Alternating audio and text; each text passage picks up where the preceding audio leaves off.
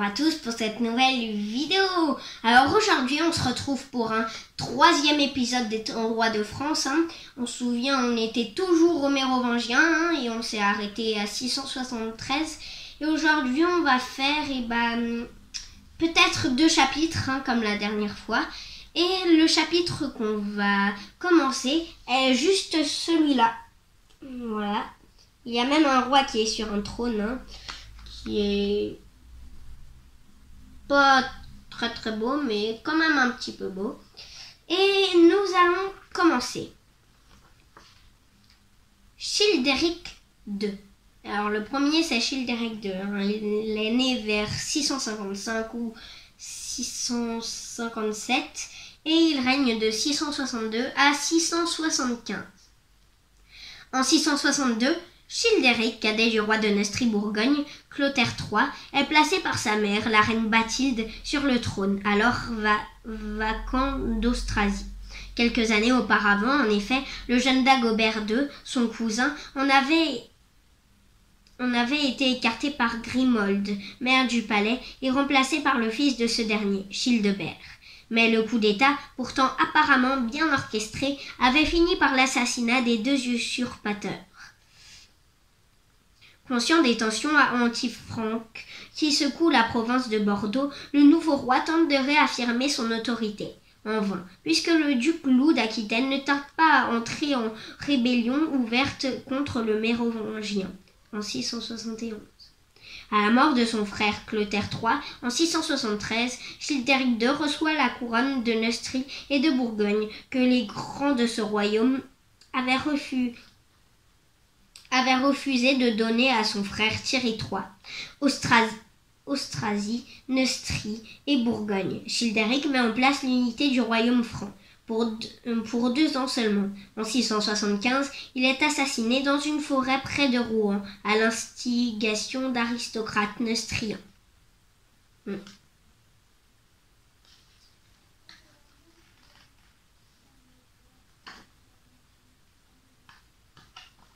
Il y a ensuite Thierry III.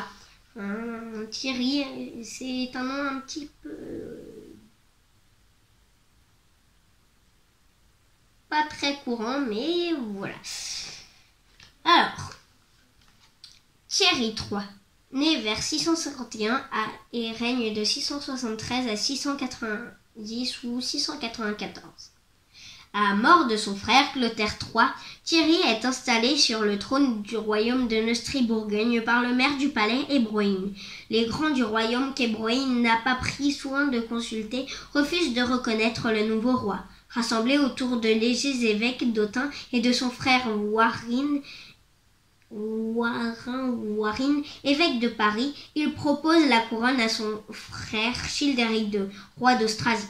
À la mort de ce dernier, 2 ans plus tard, en 675, Thierry III retrouve son trône et Ebroin sa charge de maire du palais de Neustrie. Les années qui suivent sont marquées par la guerre entre la Neustrie et l'Austrasie. À y regarder de près, le conflit est plus l'affaire des maires du palais et de l'un et de l'autre royaume que des rois mérovingiens.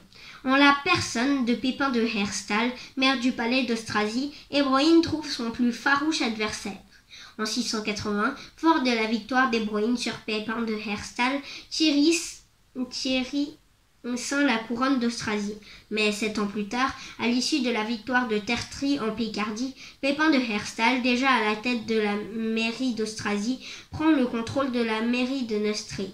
Le titre de duc des Francs, qui lui est bientôt conféré, témoigne de sa puissance. Thierry III n'a alors plus de roi que le nom.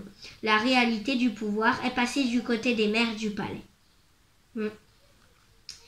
Ce sont ensuite les maires du palais qui vont beaucoup diriger, plus que les rois. Et après, par exemple, c'est comme ça qu'on arrive avec Charles Martel, qui va faire la bataille de Poitiers en 732, et qui va faire une nouvelle dynastie, les Carolingiens. Mais nous n'y sommes pas encore. Nous sommes à Clovis IV. Eh bien, il y a un Clovis IV, mais je crois pas qu'il y ait eu de Clovis III. Né vers 678, et règne de 691 à 695. Fils du roi de Neustrie-Bourgogne, Thierry III, Clovis IV succède à son père en 691 sous l'autorité du tout-puissant maire du palais,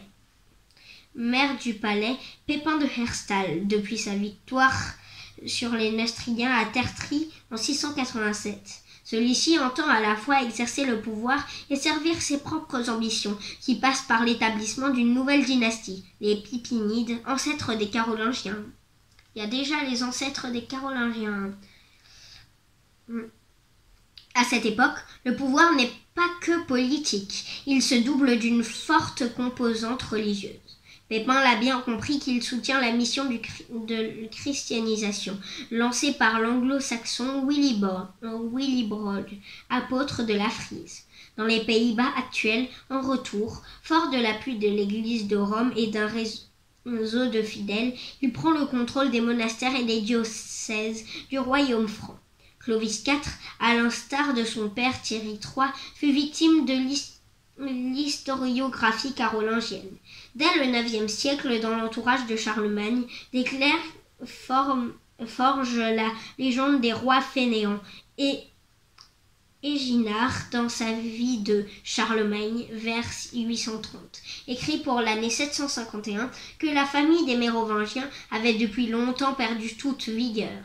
Si, à côté de la puissance montante des Pipinides, les derniers Mérovingiens paraissent bien falots, il convient de tenir compte des circonstances. Comment un pouvoir exercé par des rois jeunes qui se succèdent rapidement ne serait-il pas affaibli ?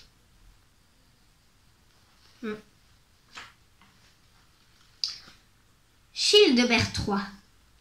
Nous passons à Childebert III, né dans le dernier tiers du 7e siècle et règne de 695 à 711. Fils de Thierry III et frère de Clovis IV, Childebert III hérite à la mort de son frère en 695 les 3 royaumes de Neustrie, d'Austrasie et de Bourgogne. Son règne s'inscrit dans la stricte continuité de ceux que son père et de son frère. Si les Mérovingiens sont toujours rois, la réalité du pouvoir est détenue par Pépin de Herstal, homme fort des aristocraties de Neustrie et d'Austrasie, depuis sa victoire à la bataille de Tertry en 687 sur les Neustriens.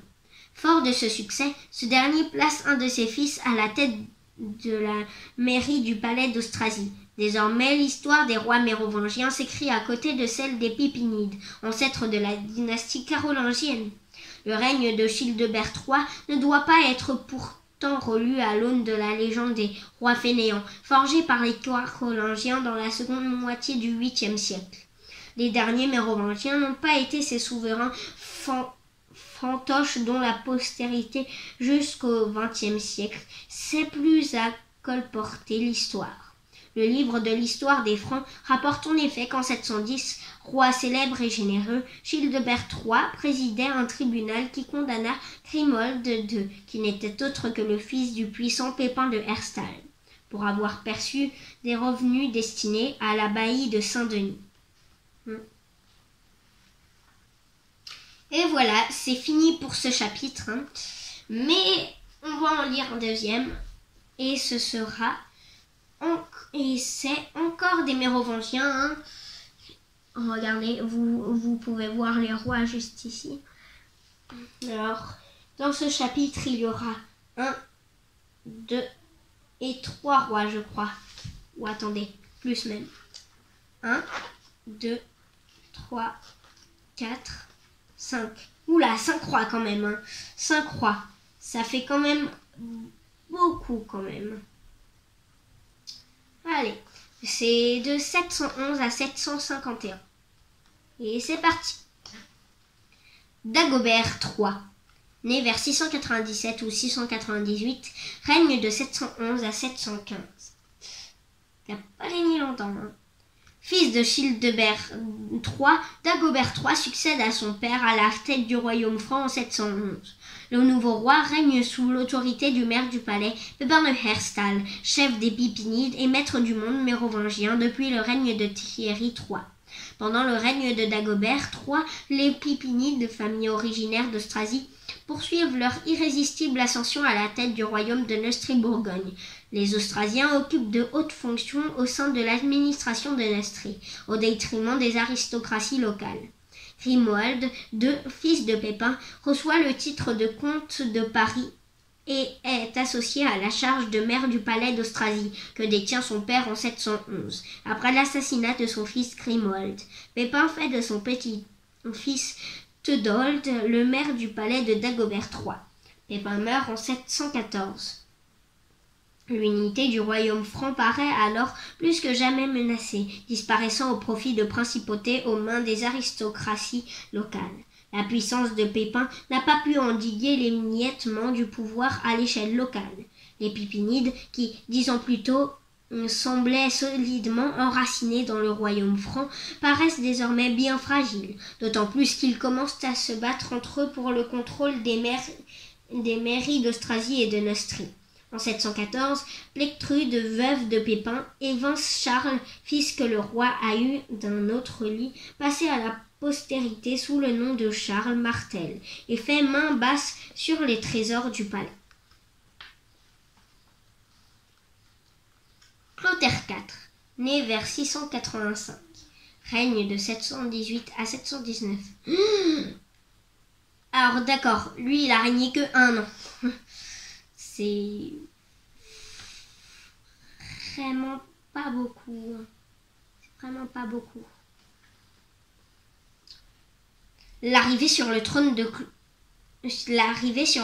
Clotaire IV s'inscrit dans le contexte de la crise politique qui suit la mort, en 714, de Pépin de Herstal, maire du palais et faiseur des rois mérovingiens, depuis Thierry III.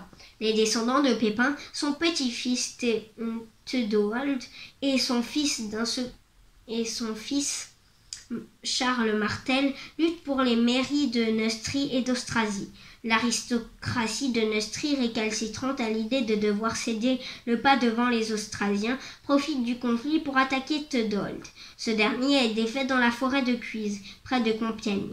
Les Neustriens se hâtent de choisir un nouveau maire du palais, Rainfroid, qui est hostile au parti austrasien incarné par Charles Martel. En 715, à la mort de Dagobert III, Chilpéric II, fils de Childéric II, hérite du royaume de Neustrie. L'année suivante, le Neustrien Rainfroid, allié au duc des Frissons, met en déroute les troupes de Charles Martel à Cologne, suivant 3 victoires de Charles Martel sur les armées neustriennes qui lui permettent de rétablir la prééminence de l'Austrasie sur la Neustrie. En déroute, Rainfroid se réfugie auprès d'Eudes, duc et bientôt roi d'Aquitaine, emmenant avec lui Chilpéric II. Charles Martel décide alors de s'adjoindre à un roi mérovingien. Il choisit Clotaire IV, sans doute le fils de Childéric III.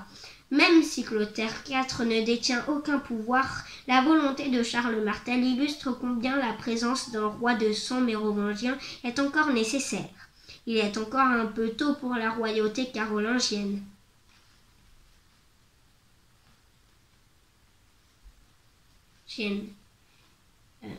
Chilpéric II. Né vers 670 et règne de 715 à 721. Lui, il a régné un petit peu plus longtemps déjà, mais il n'a toujours pas régné 10 ans. C'est pas beaucoup. Fils de Childéric II, Chilpéric survit au massacre de ses parents en 675 dans la forêt de Brotonne. Tonsuré, il est placé dans un monastère sous le nom de Daniel. Le maire du palais de Neustrie, Rainfroid, en quête d'un roi mérovingien pour asseoir son pouvoir, l'envoie chercher et le fait roi de Neustrie sous le nom de Chilpéric II. Contrairement à une légende lancée par les Carolingiens, les derniers mérovingiens ne sont pas d'absolus rois fainéants. Ainsi, un diplôme où Chilpéric II autorise l'abbaye de Corbie à prélever des denrées exotiques dans les entrepôts royaux de Fos-sur-Mer témoigne d'une activité réelle bien que plutôt limitée. Toujours sous la coupe de Rainfroid, Chilpéric II se réfugie auprès d'Eudes en Aquitaine. Après plusieurs défaites de son mentor contre son rival Charles Martel, maire d'Austrasie, Eudes fait roi d'Aquitaine avec fait roi d'Aquitaine avec le soutien de Chilpéric, est bien décidé à réduire la puissance de Charles Martel. Mais battu par ce dernier, il conclut finalement un traité de paix avec lui. La fin du règne de Chilpéric est incertaine. Il est possible que, ayant réuni Austrasie et Neustrie, Charles Martel ait appelé à ses côtés Chilpéric II pour remplacer l'éphémère Clotaire IV. Nous passons à Thierry III, l'avant-dernier roi mérovingien. L'avant-dernier. Il naît vers 712 ou 715 et règne de 721 à 737. Thierry, fils de Dagobert III, a été élevé au monastère de Chelles. C'est là que Charles Martel, chef des Pipinides, l'envoie chercher. Quant à la mort de Chilpéric II, il a besoin d'un roi mérovingien. Le jeune roi reste sous la tutelle de Charles Martel et son règne voit l'affirmation de ce dernier comme prince pouvant concurrencer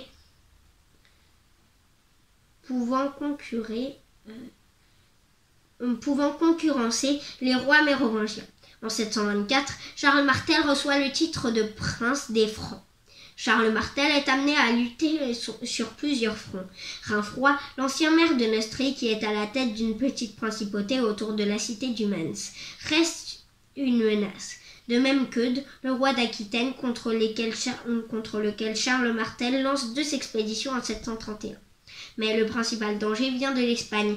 Arabo-berbère. À plusieurs reprises, des troupes maures ont franchi les Pyrénées pour s'enfoncer, certes sporadiquement, mais fort avant, dans le royaume franc. Ainsi, la cité d'Autun a été pillée à 2 reprises, en 725 et en 731. L'année suivante, Charles Martel arrête l'avancée des troupes d'Abderrahman au cours de la bataille de Poitiers.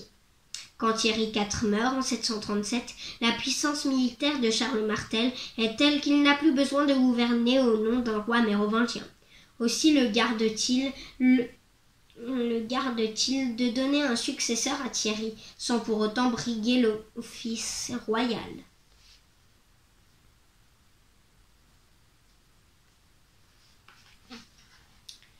Childéric III,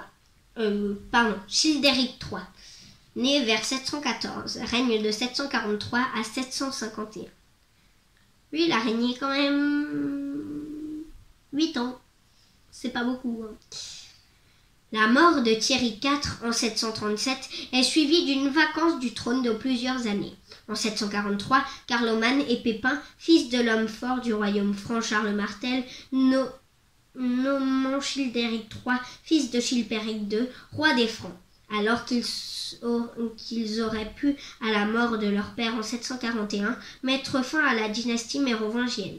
Un tel acte est aujourd'hui interprété comme une concession faite à ceux qui, dans les rangs de l'aristocratie, étaient favorables à la dynastie mérovingienne. À l'époque, cet événement reste sans portée politique. En 744, le pape reconnaît Pépin comme prince des Francs.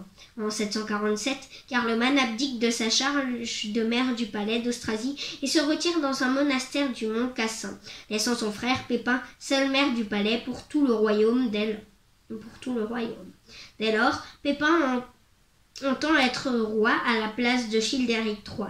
Il sollicite l'avis du pape, qui lui fait savoir qu'il vaut mieux appeler roi celui qui possède le pouvoir plutôt que celui qui ne l'a pas. Fort de cette réponse, Pépin dit le bref, dépose Childéric III. La dynastie mérovingienne a vécu. Et voici comment s'est terminée l'histoire des Mérovingiens. Après ça, il y a la dynastie des Carolingiens. Il y a d'abord Pépin III le Bref, et puis ensuite Charlemagne, le grand Charlemagne, mais qu'on verra dans la prochaine vidéo.